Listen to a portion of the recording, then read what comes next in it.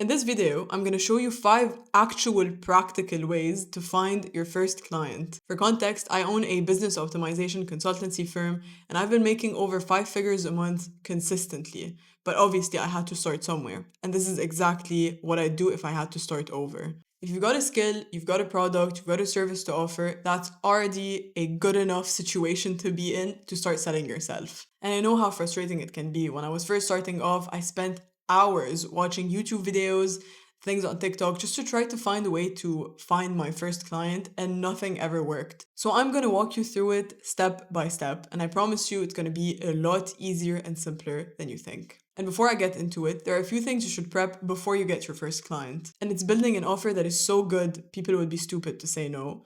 And the second thing is knowing how to talk to your actual target audience so that you can get there much quicker. I've made a bunch of other videos in this series. Make sure to check them out. I'll literally walk you through every single step. Now let's get into it. There are so many ways for you to get your first client, but typically they fall under 2 categories. They're either inbound or they're outbound. Inbound is when you're doing something and they're the ones coming to you. They found you. It could be your website, could be content, could be anything that you're putting out there that is bringing in people. And outbound is when you're the one reaching out to them. It could be through cold emails, cold calls, DMs, whatever it is. But you should understand the difference between these two. And the one thing I want you to keep in mind throughout this entire video is that no one is going to promote your business as much as you will. I know it can be intimidating or a bit uncomfortable. It took me a bit of time to get used to it, but that's just the reality of being an entrepreneur.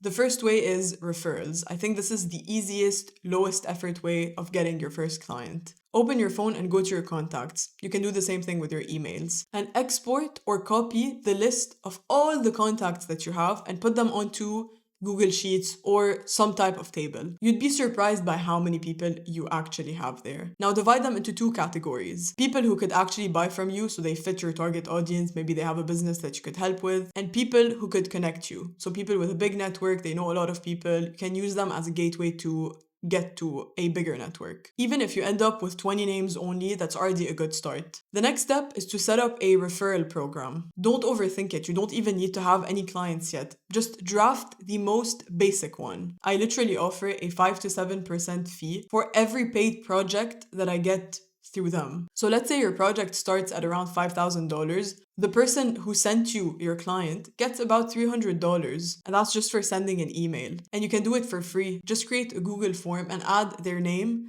the name of the person they're referring, their email, and a very quick description. This way you won't feel like you're asking for favors, you're giving them something in return. And the next step is reach out to them. Remember, if this is your first client, money is not a priority. You're trying to collect social proof so that you can get more clients down the line. But the second way of getting your first client, if you want to reach beyond your network and your contacts and your friends and family, is through partnerships. A partnership is very simple. It's when 2 businesses work together to help each other make more money. The first step is identifying your ecosystem. Who serves the same type of client as you but is not a competitor? If you're a consultant, you can partner with a web designer, a marketer, an accountant. If you're a photographer, partner with an event planner, a florist, maybe venues. And if you're a social media manager, partner with copywriters or maybe branding agencies, because these people have your future clients in their inbox already. And it's double the exposure with half the effort. Afterwards, you have to pitch your partnership to whatever business you decide to go with. And typically, it's very easy to pitch yourself as a partner because it's not going to cost you or them anything. Everyone's looking for free leads. The best way to make partnerships work is for you to send them leads first, especially if you're just getting started. The second they see money coming from your side, they'll definitely remember your name. But at this point, you've exhausted your network entirely. You have your own people and then you have partnerships. So the next step is finding someone you can actually work with. And this is where cold outreach comes in. I just have to preface, nobody likes to do cold outreach. It is personally an absolute nightmare for me. I find it to be very invasive and uncomfortable and awkward. There's so much rejection and you're not going to get an answer about 95% of the time. But I also have to give credit where credit is due, and it is definitely one of the most effective ways of getting your first client. Cold outreach is basically you finding someone who could potentially be a client and telling them, yo, I exist, I could fix that problem for you.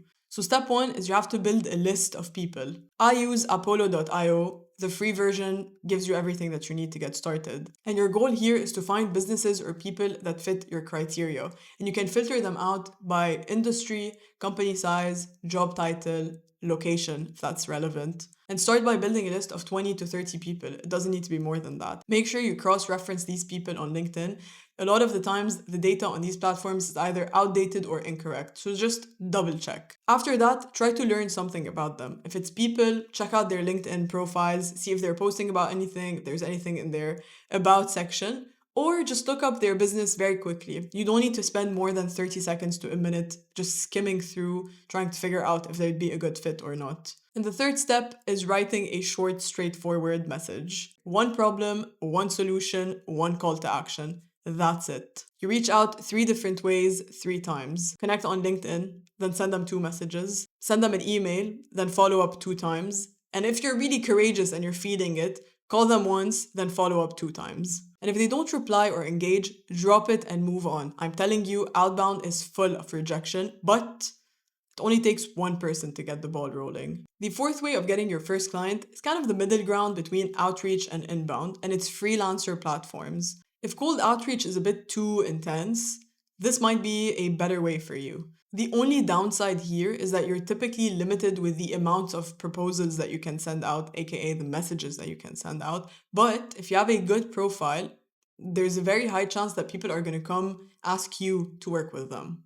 So platforms like Upwork and Fiverr are a good place to start. I've worked on Upwork and have used Upwork to hire people to work with me. And it's been a pretty interesting journey, to be honest. And in case you have never used one of these platforms before, basically someone posts a job and then a bunch of people apply to it using a proposal, and then they reach out to you on that specific platform. And this is where everything happens. You can have meetings, you can track invoices, track your hours, everything happens there. But the first thing to do is to set up your profile like it's a landing page, because your profile is basically your portfolio slash CV. It's also the first impression potential clients are going to get. So there's a very simple way of setting it up. First, you have a headline, be specific, don't just write like marketing expert. Say, I help wellness brands get consistent leads within 4 weeks through content and systems. Next, you have the about section. Keep it conversational. Make it about your clients, show them that you understand their pain points. After that, you have your portfolio. Add 3 to 4 examples. Even mock projects are fine if you're just getting started. Just make sure that they're relevant to your work. And lastly, if you don't have any yet, do 1 or 2 gigs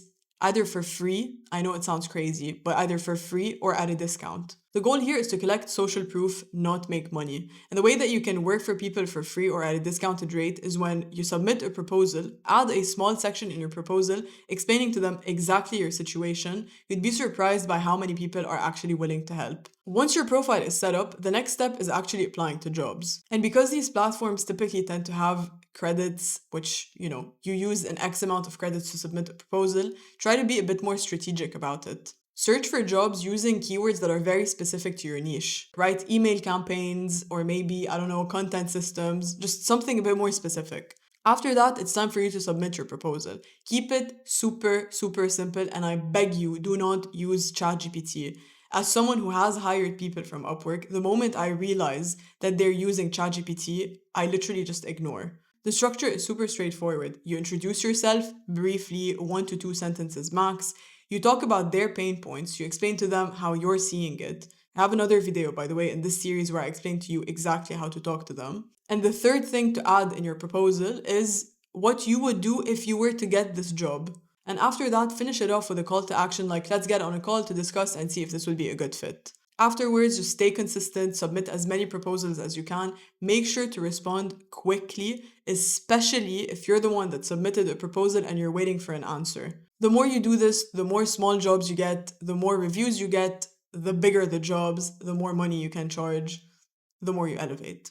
And the last and final way of getting your first client, and this is my personal favorite thing ever, is creating content. Because the idea is that referrals and outreach, freelancer platforms are one-to-one communication. Content is one to many. You create once, it keeps circulating, and it works for you for free 24/7. I know that content typically tends to be people's last resort just because it takes a lot more time, a lot more effort, a lot more strategizing, and it can also be very intimidating to put yourself out there in front of the public. But if you're trying to start a business and you want to be an entrepreneur, that's kind of what you have to do. It's not about just posting random stuff, hoping to go viral, although virality is a pattern, but it's about building trust with people who could potentially work with you and be your paying clients. It turns strangers into followers, followers into leads, and leads into buyers. And the whole point of content is to bypass you having to find people and then pitch yourself and ask them if this is something they'd be interested in. It's just you talking about your business or your service or your product or what it is that you have to offer. And it allows you to position yourself as an expert without chasing anyone. The second step is knowing what to talk about. Your content should always be one way or another tied back to your offer or to your audience's pain points. Your posts, your videos, whatever it is that you decide to put out should either educate, relate, entertain, or demonstrate. And if you need help figuring out your pillars, your angles, and your formats, I have another video in this series where I break down the exact content system that I used that made me over 5 figures a month. After that, you have to find where your audience lives. If you're targeting founders and professionals, they're going to be on LinkedIn. If you're going for consumers, TikTok or Instagram or Facebook. And if you're going for long form, YouTube is the way to go. The fourth step, talk like a human, not a business. The goal is to connect and resonate. People buy from people. Speak the way your client speaks when they're venting to their friends. Be relatable. After that, post with a strategy in mind. You have to follow a specific funnel to get the results that you want. Your goal is to turn attention into paying clients. You're not explicitly pushing for a sale, but you're making it a lot easier for them to move on to the next step. After that, create once and then repurpose everywhere. If you're creating a long form YouTube video, you can transform it into a newsletter, a bunch of shorts or like reels, maybe a carousel, maybe blog posts, and everything extra that you end up creating can also be further stretched and then more content comes out of it. After that, track, tweak, and repeat. Get your reps in, start posting a lot. I promise you, you'll start seeing traction very quickly if you do it correctly.